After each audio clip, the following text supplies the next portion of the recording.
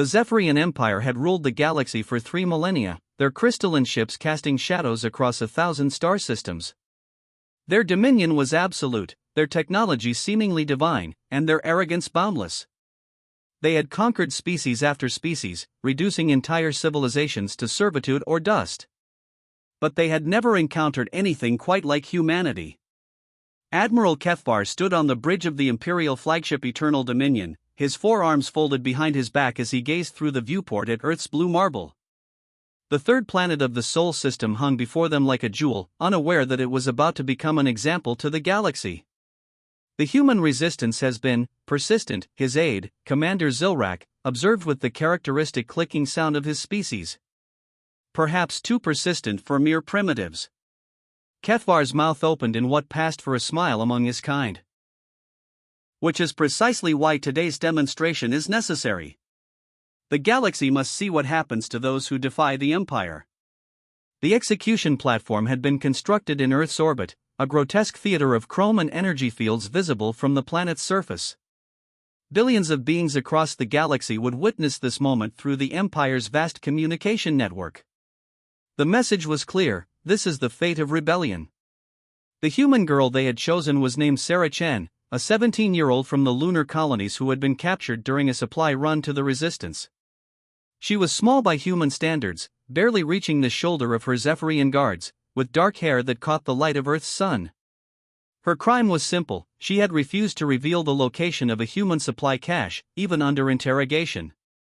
As the broadcast began, Admiral Kefvar felt the familiar satisfaction of absolute power. The girl stood on the platform, unbound but surrounded by an energy field that would prevent any escape.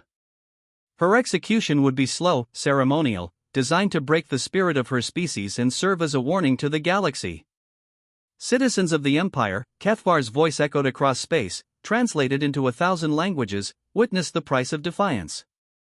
But something unexpected happened as the girl faced the cameras. Instead of begging or breaking down, Sarah Chen lifted her chin and began to speak. "My name is Sarah Chen," she said, her voice steady despite her youth.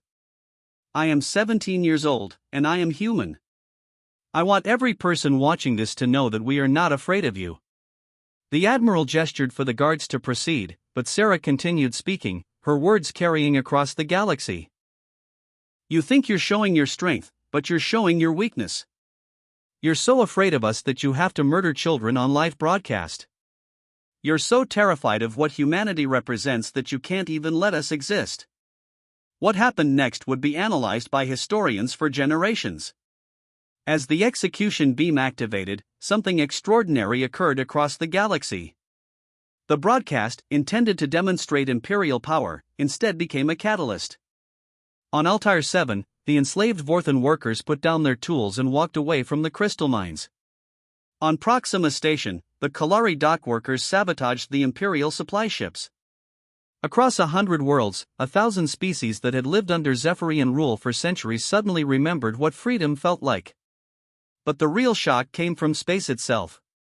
As Sarah Chen's life ended, the first human ships decloaked around Earth.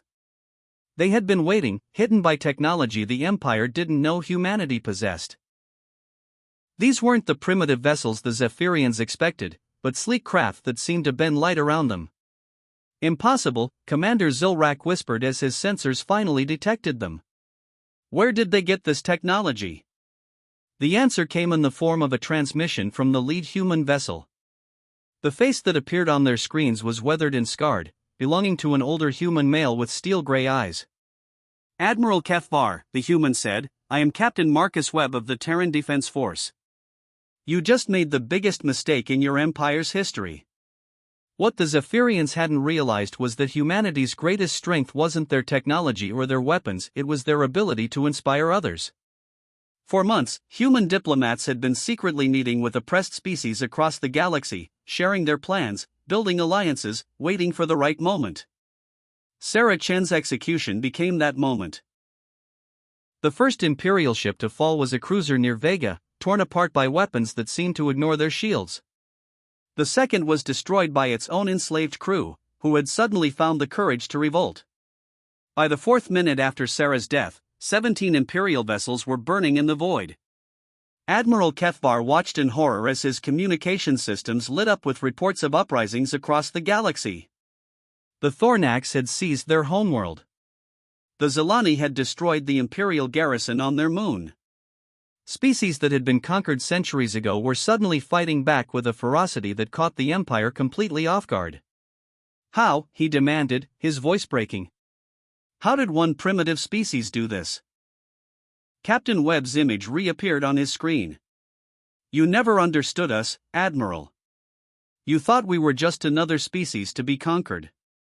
But humanity doesn't just fight for itself, we fight for the idea that every being has the right to be free. And that idea, once it spreads, is impossible to stop. The battle for Earth's orbital space lasted 13 minutes. The human ships moved like nothing the Zephyrians had ever seen, coordinating with a precision that spoke of years of preparation. But more devastating than their weapons was the revelation that they weren't fighting alone. Ships of a dozen different species dropped out of hyperspace to join the battle, all flying alongside the human fleet. By the 22nd minute after Sarah Chen's death, the Eternal Dominion was surrounded. Admiral Kefvar, his bridge burning around him, realized that his empire's greatest weapon, fear, had been turned against them. The galaxy was no longer afraid. In the final 5 minutes, as reports flooded in of Imperial forces surrendering across hundreds of worlds, Kefvar understood the terrible irony. By trying to demonstrate their power through the execution of one human girl, they had instead shown the galaxy exactly what they were fighting against. The last transmission from the Eternal Dominion was brief: the Empire falls.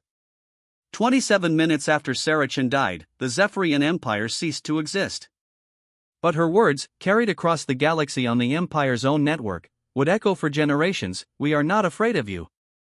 The age of human expansion into the galaxy had begun, not through conquest, but through the simple, powerful idea that freedom was worth any sacrifice, even the life of a 17-year-old girl who refused to bow to tyranny.